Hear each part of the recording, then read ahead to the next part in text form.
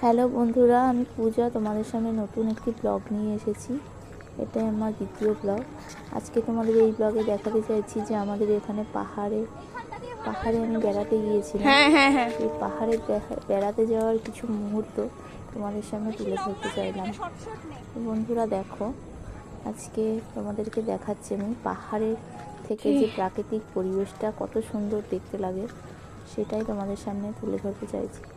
এখন আমরা পাহাড়ের সবে নিচের থেকে ওপরের দিকে উঠছি আর আশেপাশে প্রাকৃতিক দৃশ্যগুলো দেখাবার চেষ্টা করছি। দেখো বন্ধুরা, পাহাড়ের রাস্তাটা কতটা সংকীর্ণ দেখতে পেলে। পাহাড়ের রাস্তাটা খুবই সংকীর্ণ, উঁচু নিচু।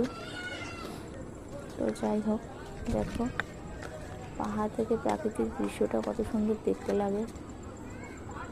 নিচের বাড়ি ঘর, আশেপাশে গাছপালা, এগুলোই সব তুলে ধরতে চাইছিলাম। পাহাড় থেকে আকাশটাও কত সুন্দর দেখতে লাগে, তাই না? খুব সুন্দর একটা পরিবেশ। আর আমরা বিকেল টাইমে গেছিলাম, তাই জন্য নিচটা কিরকম কুয়াশা কুয়াশা মনে হচ্ছিল। নিচের পরিবেশটা দেখো, আকাশটাও কত সুন্দর দেখতে লাগছে। গাছপালা সবকিছু মিলিয়ে একটা নিদারুণ দৃশ্য, খুবই সুন্দর একটা দৃশ্য ছিল। খুব ভালো লাগছিল পাহাড়ের ওপর থেকে প্রাকৃতিক পরিবেশটা। আমি নিজের জন্য কিছু ফটোও তুলে নিলাম। কিছু দেখছো বাড়িগুলো কিরকম জোনাকি পোকার মতন দেখতে লাগছে।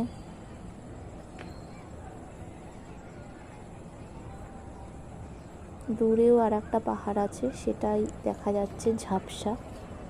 তার কারণ এতটা কুয়াশায় ঢাকা ছিল, সেই কারণে ভালো ক্যাপশন আসছিল না।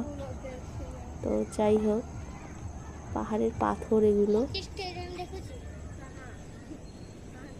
চারিদিকে জঙ্গল, অনেক গাছপালা লাগানো হয়েছে সরকার থেকে আমাদের পাহাড়ের ওপরে। প্রাকৃতিক ভারসাম্য বজায় রাখার জন্য এই গাছগুলো লাগানো হয়েছে।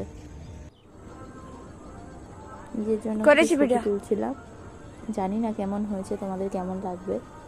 যেমন মাথায় এলো তুলে নিলাম। তো যাই হোক বন্ধুরা, আমার এই ব্লগটা ভালো লাগলে তোমরা প্লিজ সাবস্ক্রাইব, লাইক এবং কমেন্ট রেখে যেও আমার এই ভিডিওতে। ধন্যবাদ। হয়ে গেছে।